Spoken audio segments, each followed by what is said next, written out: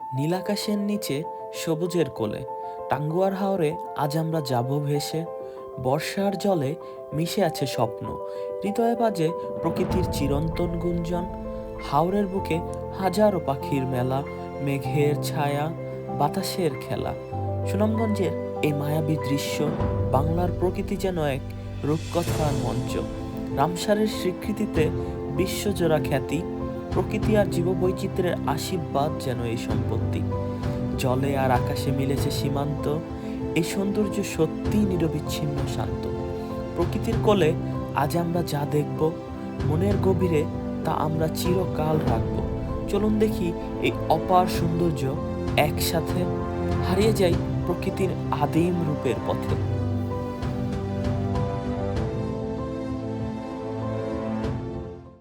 আসসালামু আলাইকুম। আমি এখন আছি মধ্যনগর বাজার ঘাটে, আর এখান থেকে যাব এখন বাজার করতে যাওয়ার পর আমরা বোট নিয়ে বের হব। আর আপনাদের আগে বোটটা দেখাই। বোট দেখার পর এখন প্রচুর বৃষ্টি পড়তেছে, তো আমি অলরেডি ভিজে গেছি, তো এখন ভিজতে হবে।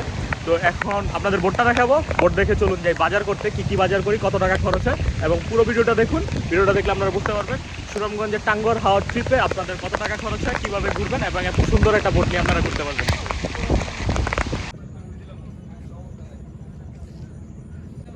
এটা হচ্ছে আমাদের বোট সোনারতরী। এখানে সোনারতরী লেখা আছে, এই তো। এই লেখাটা অনেকটা 3D টাইপের। এটা আপনি এভাবে করলে এটা বেশি দেখা যায়, আবার ছেড়ে দিবেন কম দেখা যায়। যাই হোক, এটা হচ্ছে আমাদের জেনারেটর এই খাত দিয়ে। আর এইখানে হচ্ছে উপরে ওঠার সিঁড়ি। এটা হচ্ছে আমাদের মেন এন্ট্রেন্স বোটে ঢোকার। আর বোটে ঢোকার সময় যখন আমরা ঢুকবো, এইখানে আপনার দাঁড়াতে পারবো না, হালকা একটু এখানে হালকাভাবে দাঁড়ানো যায়। এই বোট দিয়ে ঢোকার পরে এই সাইডে দুটো জায়গা আছে জুতো রাখার জন্য। আর এই বিছানাটা আমরা রাতে করি, আসছি যেহেতু সকাল টাইম, তো রাতে করলে হয় কি এই সাইডে মানে ব্যাগট্যাগ রাখা যাবে, ভিজা কাপড়। এখানে হচ্ছে বিছানা, যে যেভাবে ইচ্ছা থাকতে পারে। আর এই সাইডে হচ্ছে জানালাগুলো, এই জানালা সব খোলা যায়। তো এই হচ্ছে আমাদের বোটটা ট্রেডিশনাল বোট, কিন্তু বাইরের লোক দেখে মনে হয় যে বোটটা আসলে একটু প্রিমিয়াম ভাব আছে।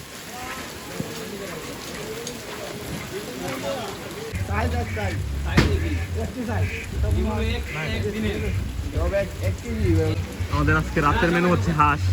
তো হাঁস নিলাম দুইটা, আর এই দুইটা হাঁস হচ্ছে গিয়ে আপনার 450 করে বললো। 500 করে বলছিল, এখন বলতেছে 900 টাকা রাখবে, দুইটা, এর বেশি রাখবে না। আর ওয়েটও বেশি না, 400 গ্রামের মতো। তো রাতের আজকে আইটেম বাবুর্চিকে বলছি, বাবুর্চি যেটা বলা হয় সেটাই রান্না করে দেয়। তো বাবুর্চিকে বলছি রাতে খাবো হচ্ছে পোলাও দিয়ে হাঁসের মাংস, আর দুপুরে খাবো হচ্ছে খিচুড়ি, মুরগি আর বেগুন ভাজা। মোটামুটি সব বাজার করা শেষ। এখন ঘড়িতে সময় বাজে 11টা। আমরা এই মাত্র আমাদের পছন্দের সেই সোনারতরী দই নিয়ে রওনা হলাম। তো এখন আমরা যাব হচ্ছে আপনার ওয়াচ টাওয়ার, সেখানে আমরা গোসল করব, খাওয়া দাওয়া করব। আর ওইখান থেকে আমরা যাব হচ্ছে বিকেলে নীলাদ্রি লেক। তো আজকের দিনটার প্ল্যান মোটামুটি এই। তো আপনাদের নিয়ে চলুন শুরু করা যাক আমাদের টাঙ্গুয়ার হাওরের ডে 1।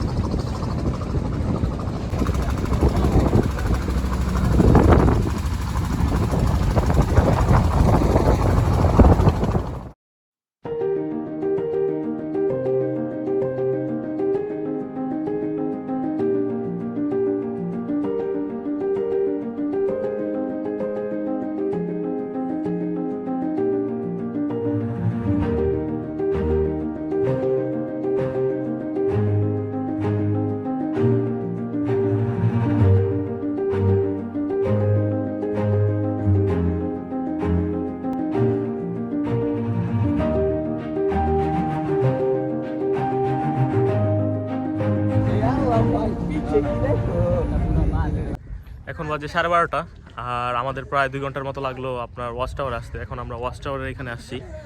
আর মাঝখানে একবার বিরতি নিয়েছিলাম ওইখানে ড্রোন উড়ানোর জন্য।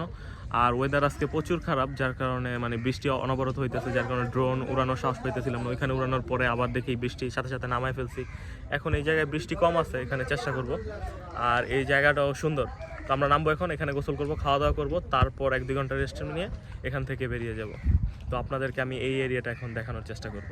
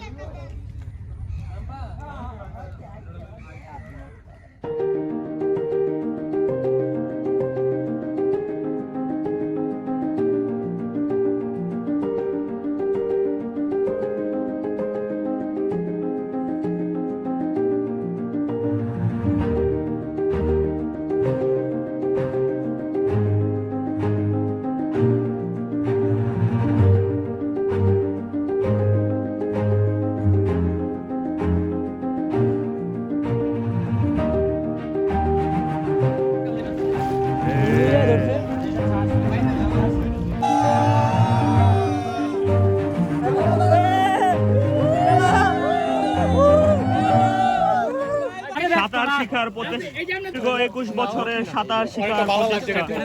দেখা যাক দেখা যাক আমাদের রাফিদ কি সাঁতার শিখতে পারে কিনা। ওয়াও, আস্তে আস্তে এগিয়ে যাচ্ছে দেখা যাক।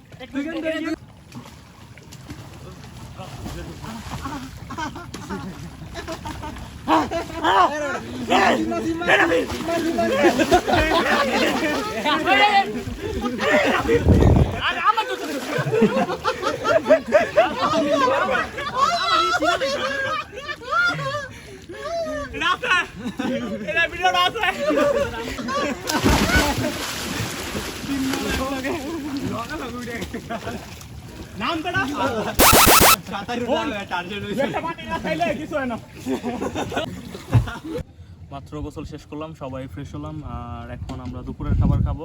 সকালে বোটে নাস্তা খাওয়া হয়নি, সকালে আমরা ঘাটের ওই জায়গায় নাস্তা করছি।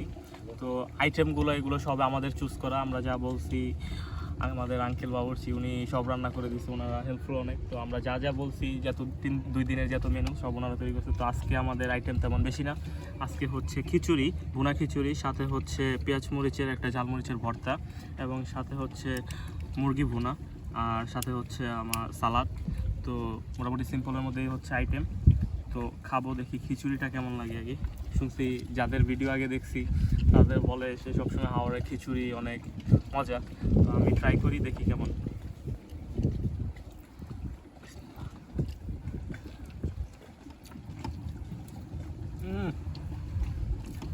সেই জল নিয়ে দেখি।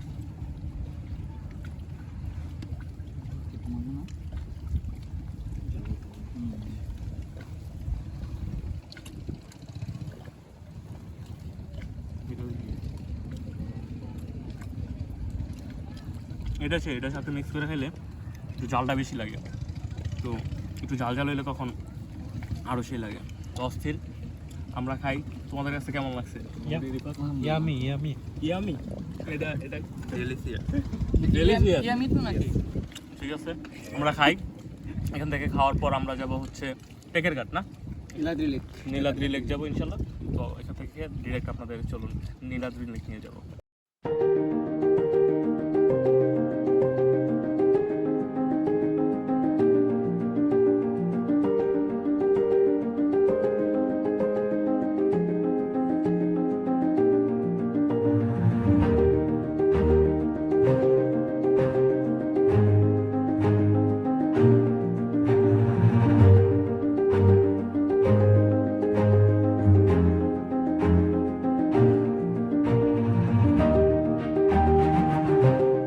প্রায় 2 ঘন্টা লাগলো, আর 2 ঘন্টার মধ্যে আমরা চলে আসলাম হচ্ছে টেকের ঘাট।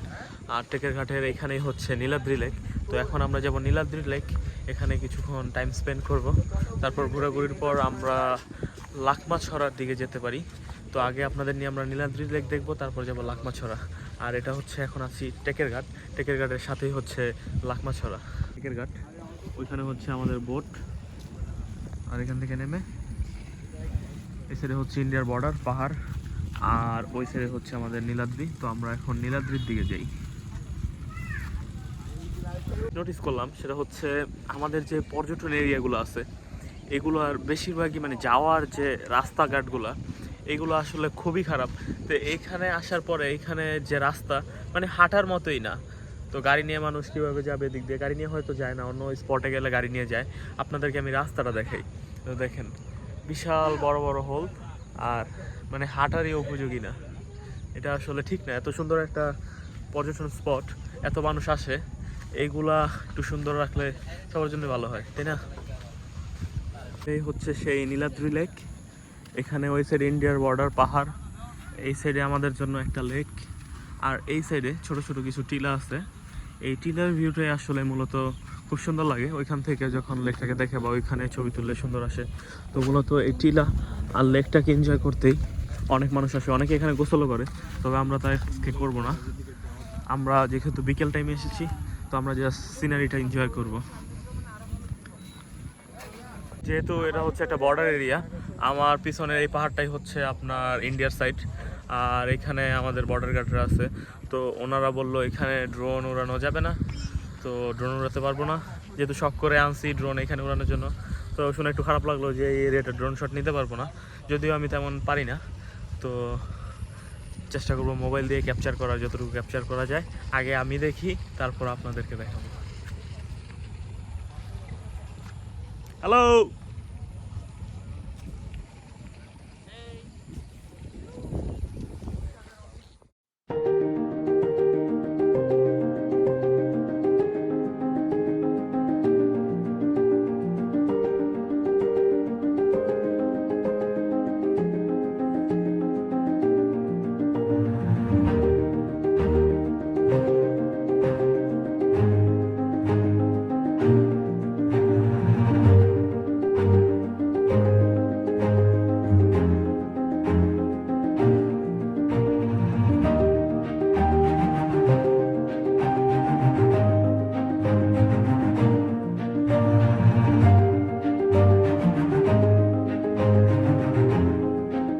আমার মন চাচ্ছে এই মাঠে খেলি।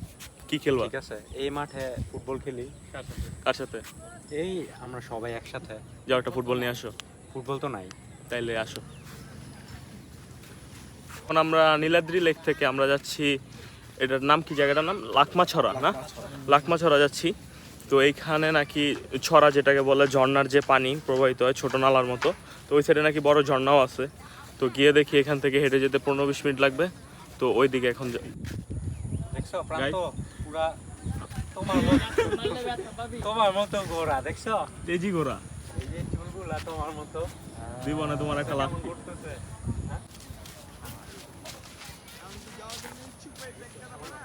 ওর দাম কত হইতে পারে কদি? গোরা বেটা নাকি গরু? এখানে অনেক মানুষ দেখা যাইতেছে, ওনারা কাদাপাড়ায় এখান থেকে কয়লা কালেক্ট করে বস্তা আপনার 200-300 টাকা সেল করে। তো এখানে যার কারণে এই রাস্তা দিয়ে আমি প্রচুর গাড়ি দেখতেছিলাম। তো এইখান থেকে গাড়িগুলো যাইতেছিল, আর এগুলো সবাই এখানে যতগুলো মানুষ দেখতেছেন তারা এখান থেকে কয়লা কালেক্ট করতেছে।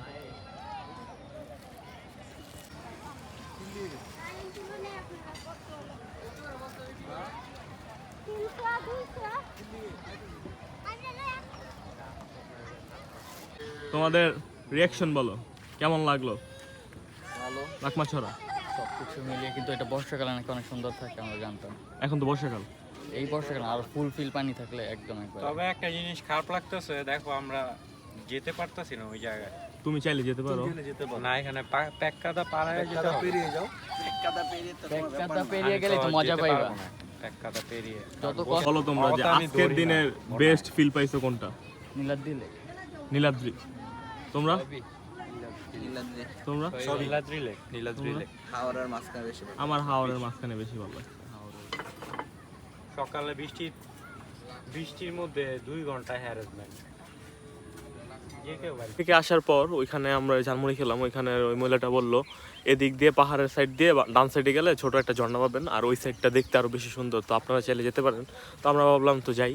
তো আসলে এই জায়গাটা সুন্দর, সামনে খোলা মাঠের মতো, আর সামনে একটা ছোট ঝর্ণা আছে। তো ঝর্ণার খোঁজে যাচ্ছি। তো দেখাই আপনাদের, জায়গাটা অস্থির। তো মহিলার ইনফরমেশনটা সঠিক ছিল। তো এখানে আমরা একটা ঝর্ণার দেখা পাইছি, ওটা ছোট হলো, এটার ভালো একটা ফ্লো আছে। আর এই আসার যে ভিউটা, বাম সাইডে ইন্ডিয়া। তো আমরা এদিক দিয়ে একটু আগে ইন্ডিয়া হয়ে আসলাম, আর এখানে হচ্ছে বাংলাদেশ। তো এখন যাই ঝর্ণার কাছে, ঝর্ণাটা দেখি।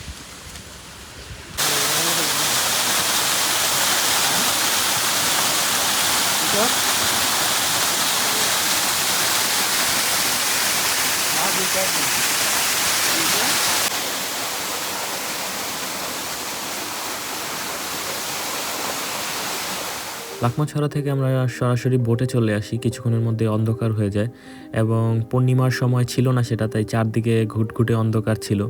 আমরা কিছুক্ষণ পর খাওয়া দাওয়া শুরু করি। রাতের খাবার ছিল পোলাও, হাঁসের মাংস, ডিম ভুনা এবং সালাদ। আর বোটের খাবার বরাবরের মতোই অসাধারণ ছিল। আমাদের বাবুর্চির রান্না খুবই অসাধারণ। তো আজকের ভিডিওটা এখান পর্যন্তই। আশা করি আমাদের সাথে থাকবেন, ভালো থাকবেন, এবং পরের ভিডিওর জন্য ওয়েট করবেন। আল্লাহ হাফেজ। এক বাইকে কয়জন?